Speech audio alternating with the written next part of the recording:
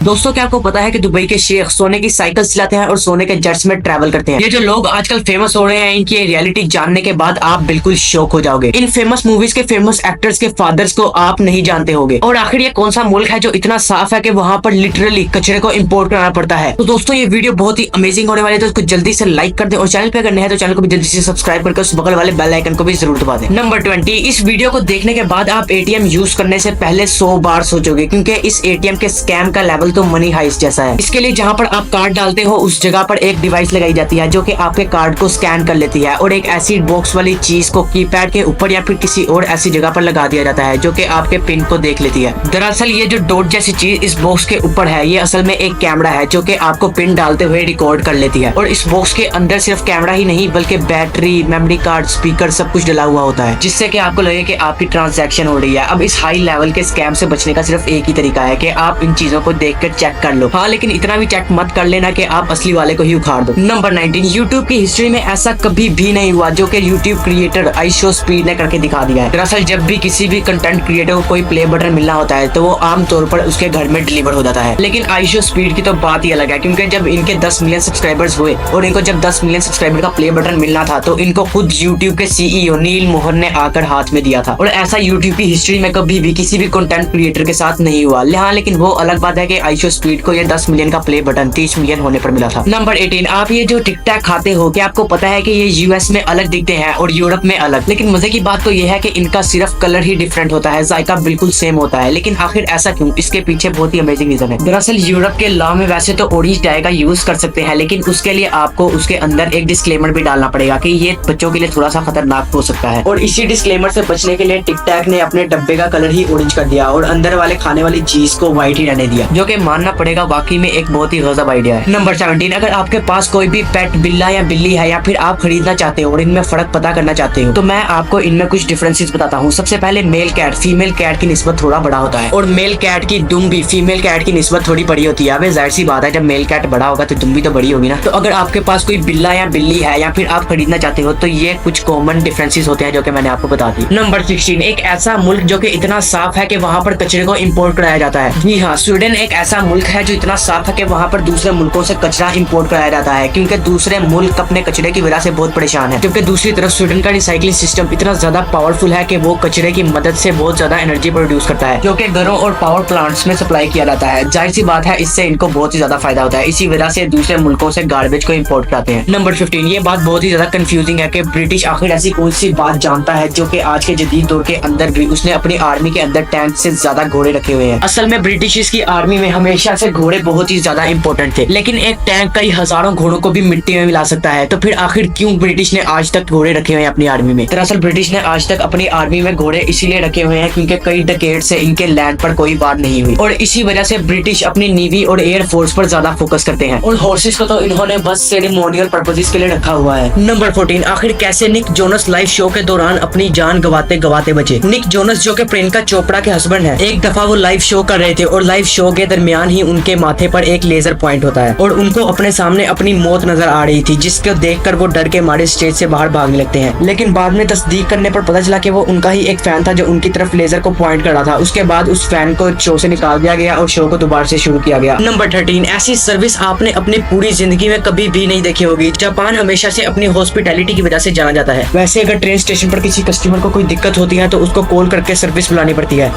लेकिन जापान में ऐसा बिल्कुल भी नहीं है। जापान में अगर ट्रेन स्टेशन पर किसी कस्टमर को कोई दिक्कत होती है तो उसकी मदद के लिए एक बंदा लिटरली दीवार चीर कर आ जाता है। दरअसल ट्रेन स्टेशन पर जापान में कुछ लोगों की ये सर्विस होती है कि जब भी किसी भी कस्टमर को कोई दिक्कत हो तो वो दीवार से निकलकर उनकी मदद करते हैं। नंबर 12, इस दुनिया में सबसे तेज दौड़ने वाला जानवर चीता है जिसकी स्पीड 120 किलोमीटर पर आवर है। लेकिन क्या आप मुझे बता सकते हो कि इस दुनिया में दूसरा सबसे तेज दौड़ने वाला जानवर कौन सा है? ये जानने के बाद आप हैरान हो जाओगे। इस बकरी के जैसे दिखने वाले जानवर का नाम है प्रोंग हॉर्न, जो कि चीते के बाद सबसे तेज दौड़ने वाला जानवर है जिसकी स्पीड 97 किलोमीटर पर आवर तक है। लेकिन मैं आपको बता दूं कि ये दुनिया के सबसे तेज जानदार के आगे कुछ भी नहीं है और उसका नाम है फैल्कन, जिसकी स्पीड डाइव करते हुए 390 किलोमीटर पर आवर से ऊपर चली जाती है। नंबर 11, क्या आपने कभी सोचा है कि जो रोजमर्रा की चीजें होती हैं इनको अगर हम माइक्रोस्कोप में देखें तो कैसा नजर आएगा? हमें वैसे आमतौर पर नजर नहीं आता, लेकिन अगर आप माइक्रोस्कोप में देखें तो हमारे इर्द गिर्द बहुत ज्यादा बैक्टीरियाज होते हैं। जैसे कि अगर आपके फेस पर माइक्रोस्कोप से जूम किया जाए तो कम से कम 1 करोड़ से ज्यादा माइक्रो ऑर्गेनिजम्स मिलेंगे। वैसे तो ये आपकी बॉडी को कोई भी नुकसान नहीं पहुंचाते, लेकिन अगर आप इन्हें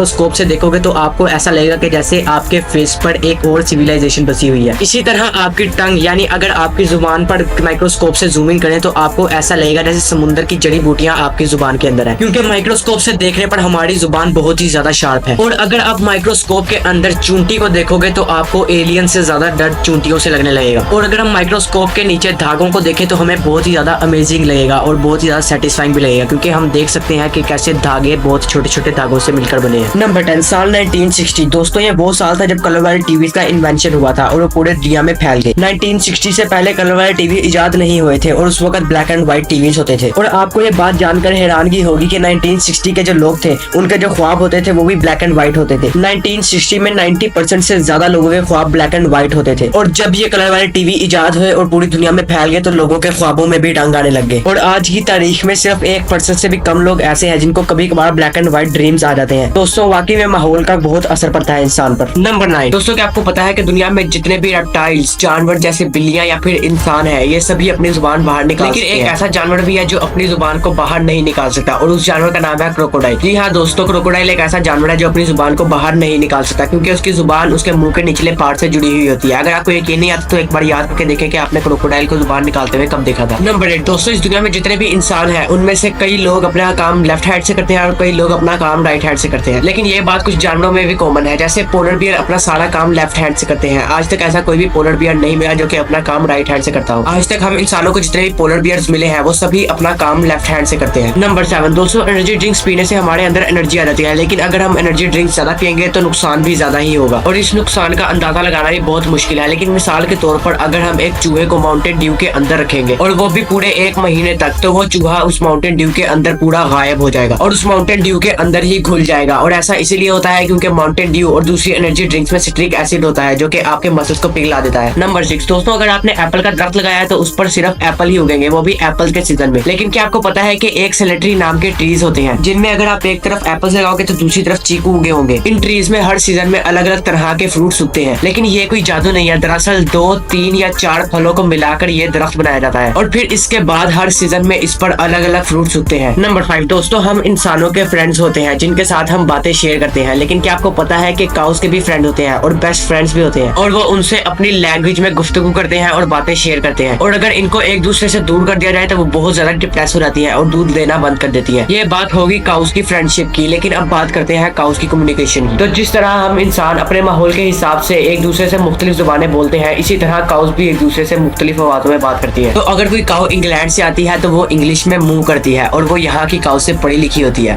नंबर 4। दोस्तों अगर मैं आपसे पूछूं कि इस दुनिया में पानी के बाद सबसे ज्यादा कौन सी चीज है तो आपका यकीनन जवाब लैंड ही होगा, लेकिन इसका जवाब लैंड नहीं बल्कि क्लाउड्स है, क्योंकि हमारी दुनिया का 60% हिस्सा क्लाउड से हमेशा ढका हुआ रहता है। नंबर 3। दोस्तों अगर आप साउथ इंडियन मूवीज देखते हैं तो आप इस एक्टर को जरूर जानते होंगे। इन्होंने अभी रिसेंटली RRR मूवी में काम किया है जो कि अभी इंडिया की सबसे सुपरहिट मूवीज में से एक है। दोस्तों रामचरण ज्यादातर एक्शन मूवीज में काम करते हैं, लेकिन आपको ये जानकर हैरानगी होगी कि ये साउथ इंडिया के सुपरस्टार तिरहन जीवी के बेटे हैं। दोस्तों अभी रिसेंटली इन्होंने गॉडफादर मूवी में काम किया है जिसके अंदर सलमान खान भी अपीयर हुए हैं और ये मूवी ब्लॉकबस्टर साबित हुई। बहरहाल ये दोनों बाप बेटा बहुत ही कमाल के एक्टर्स हैं। नंबर 2। अभिनव अरोड़ा का नाम तो आपने सुना ही होगा। दरअसल ये तरुण अरोड़ा के बेटे हैं और ये सोशल मीडिया पर अपनी भक्ति की वजह से बड़े फेमस है, लेकिन यूट्यूब के चैनल ओनली देसी पर इनकी रिसेंटली अपलोड हुई 2 वीडियोस ने इनकी इमेज सोशल मीडिया पर काफी खराब कर दी है। ओनली देसी की इन दोनों वीडियोस में एक्सप्लेन किया गया कि कैसे अभिनव अपने पेरेंट्स की क्यूरियोसिटी की वजह से परेशान है और कैसे तरुण अरोड़ा इनको अपने बिजनेस प्रोडक्ट की तरह इस्तेमाल कर रहे हैं और अब इन पर लगने वाले एलिगेशंस की वजह से इनके फॉलोअर्स बहुत कम हो रहे हैं और इनको इंस्टाग्राम पे इस बात पर ट्रोल किया जाता है कि इसकी उम्र के बच्चों को स्कूल में होना चाहिए, ना कि ये करते हुए। नंबर 1। दोस्तों अगर मैं आपसे कहूँ कि मैंने सोने का टॉयलेट देखा तो आपको बहुत ही अजीब लगेगा। दरअसल ये टॉयलेट न्यूयॉर्क के एक म्यूजियम गुगेनहेम में रखा गया है और आपको ये जानकर हैरानगी होगी कि इसको पूरी तरह से प्योर गोल्ड के साथ बनाया गया है। लेकिन और हैरानगी की बात तो ये है कि इसको हर आम बंदा भी इस्तेमाल कर सकता है जो भी इस म्यूजियम में एंटर होता है। तो बेसिकली जो भी इस म्यूजियम में एंटर होता है वो इस गोल्ड के टॉयलेट को इस्तेमाल कर सकता है। हालांकि इसके बाहर एक गार्ड को सिक्योरिटी के लिए खड़ा भी किया होता है कि कोई इसका कोई पार्ट निकाल कर चोरी करके ना चला जाए। इस सोने के टॉयलेट की कीमत $2 मिलियन से ज्यादा है। लैम्बोर्गिनी दोस्तों एक ऐसी कार है जिसको परचेज करने के लिए हमें वैसे ही बहुत ज्यादा पैसे चाहिए, लेकिन इमेजिन करके देखें कि अगर हम इस लैम्बोर्गिनी को गोल्ड से बना दे तो कितना खर्चा आएगा। ये जो लैम्बोर्गिनी आप स्क्रीन पर देख रहे हैं इसको प्योर गोल्ड से बनाया गया है। वैसे तो आपको इंटरनेट पर ऐसी बहुत सी वीडियोस मिल जाएंगी, लेकिन वो सिर्फ पेंट होता है और इन गाड़ियों को सिर्फ शो करने के लिए गोल्ड कलर का किया जाता है। लेकिन ये जो लैम्बोर्गिनी लैम्बोर्गिनी आप स्क्रीन पर देख रहे हैं, इसको 24 कैरेट प्योर गोल्ड के साथ बनाया गया है। हालांकि ये पूरी गाड़ी तो गोल्ड की नहीं है, लेकिन इसकी अपर लेयर को प्योर गोल्ड से बनाया गया है। इस गाड़ी की अपर लेयर को गोल्ड से कोट करने में 25 किलो से ज्यादा सोने का इस्तेमाल किया गया है और इसको इतनी अच्छी तरह से कोट किया गया है कि इसको देखकर ही मजा आता है। एनीवे, इस गाड़ी की स्टार्टिंग प्राइस $7.5 मिलियन से भी ज्यादा है। दोस्तों, हम सबने बहुत सी बाईसाइकिल्स देखी हैं और चलाई भी है, लेकिन ये जो बाईसाइकिल आप स्क्रीन पर देख रहे हो, इसको प्योर गोल्ड से बनाया गया है। इसका एक एक हिस्सा प्योर गोल्ड से बना हुआ है। आप लोग जरूर इस साइकिल को देखकर ये सोच रहे होंगे कि आखिर इस साइकिल को खरीदेगा कौन। तो दरअसल जैसे ये साइकिल बनी तो इसके कुछ दिनों बाद दुबई के शेख ने आकर $3,27,000 में से खरीद लिया और अब ये यूनिक बाईसाइकिल इनकी कलेक्शन के अंदर है। बहरहाल ये दुबई के शेख तो सोने के जेट्स तक में ट्रैवल करते हैं, तो ये बाईसाइकिल उनके लिए क्या चीज है। तो दोस्तों, आज के लिए बस इतना ही। उम्मीद है कि आपको ये वीडियो पसंद आई होगी। अगर आपको ये वीडियो पसंद आई है तो इसको जल्दी से लाइक कर दो। चैनल पे करने हैं तो चैनल को जल्दी से सब्सक्राइब करके उस बेल आइकन को भी जरूर दबा दें। मैं मिलता हूँ आपसे अगली वीडियो में, तब तक के लिए बाय।